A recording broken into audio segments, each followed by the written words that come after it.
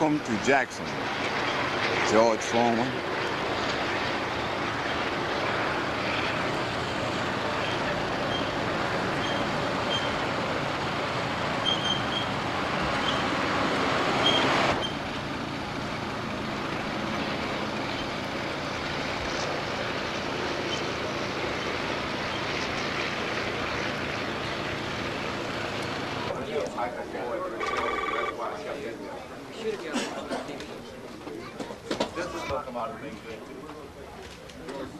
So you pull for a guy to have a second here.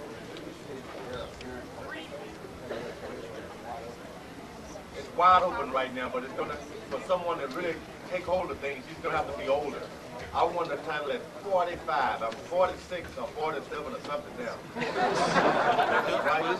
And for a real champion to get it, he's gonna have to be an older man. These young kids, that's what, 27, 28. When I hit guys, get a headgear and leave the cup out, I'm gonna have put a lot of money in those people. What's the cover their faces up. It's not like we're covering up Rudolph Valentino or something. It's not like we put his face. George, you mentioned Job Corps in your book several times. Yeah, I'm a graduate of the Job Corps program. Lyndon Johnson gave me my start in 1965. Had not been for the Job Corps and the compassion of the United States of America, the taxpayers. I am, you see these muscles? Yes, sir. I got these from potatoes. Not potatoes, potatoes. I ate them so much I lost the teeth. What message would you have to these kids here in Job Corps here? Well, in the Job Corps, I learned to dream. You can dream it, you can do it. I didn't let anybody tell me what I couldn't do. I heard a speech at a Job Corps center, and they said a lot of people are complaining about names that people call them. And one guy said, "You're an American. That's a great name. Nobody can take that from you. If you're an American, you got life, liberty, and the pursuit of happiness. And I pursue happiness so much that I can't even fit in my clothes." And I see that's a great use for the young people. There's a lot of them who got a lot of heart. They're standing in line to get those diplomas. So we've got a good country and a great crop of kids coming up with a lot of patience. Last year about.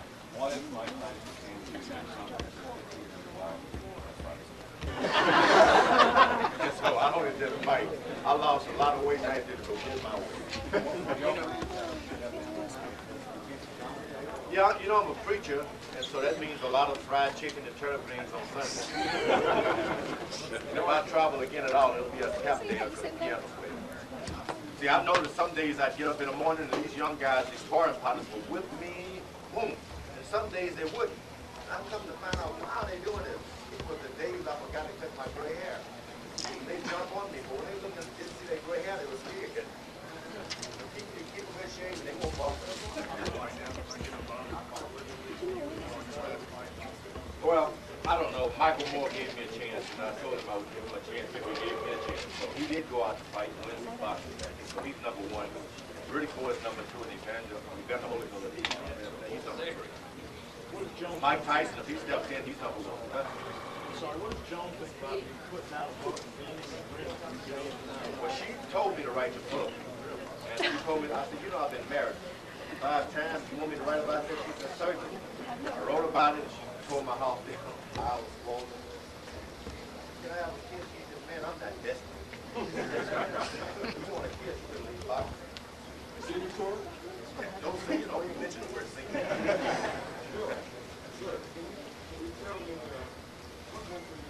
This is 22 years later. I beat Joe Frazier back in '73. It's a miracle. I've trained hard, but I'm like, this is a miracle. I had to just get on my knees and thank God. You say this is your last year boxing. I never saw a man knock another up off the floor. You knocked Frazier up off the floor.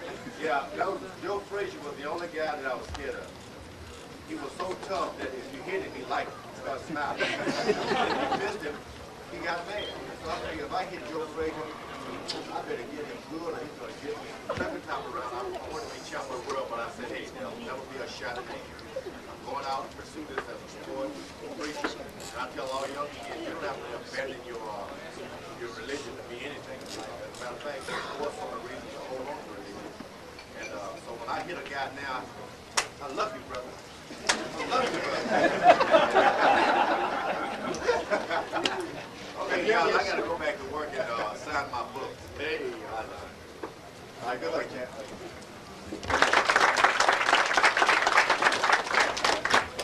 Calling number. You gotta go by your number. You got the number in the back?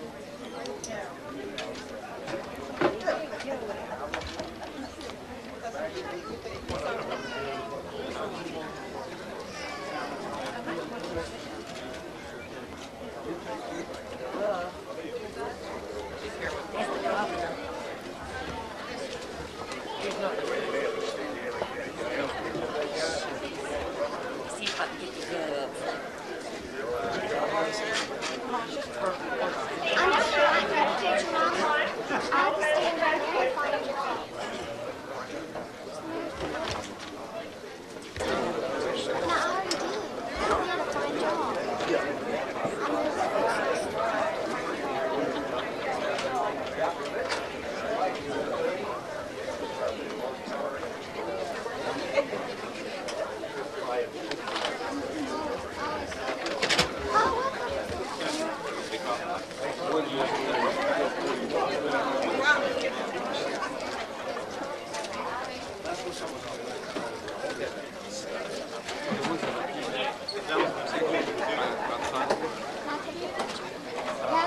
If I'm short and I can't sit over other people, how do you think you can see over them?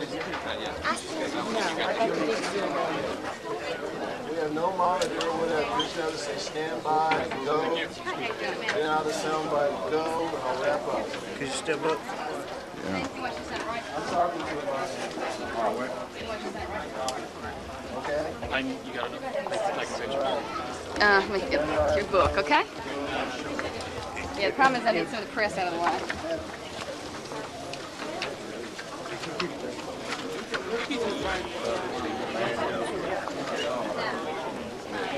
What's your name, sir?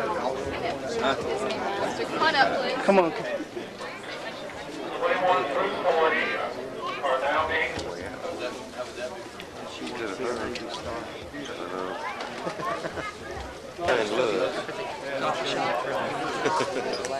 Don't hurt to walk up there with a moan, does it?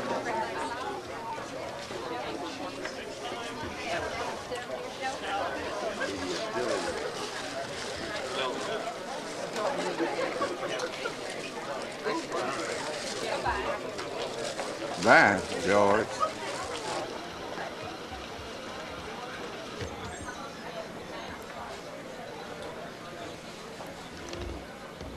Preacher, community leader, family man, and all-around good guy George Foreman stopped by Books A Million to promote his new book, By George. The autobiography is the story of one of the greatest fighters the boxing world has ever seen. Well, I intend next summer for my stomach to be so big that the only punch I can land on Mike Tyson is going to be a belly bump. So I don't intend to fight. I lost a lot of weight, and I intend to go get my weight. I'm going to take up golfing, and I heard it's going to consume my life. I want to be a golfer now.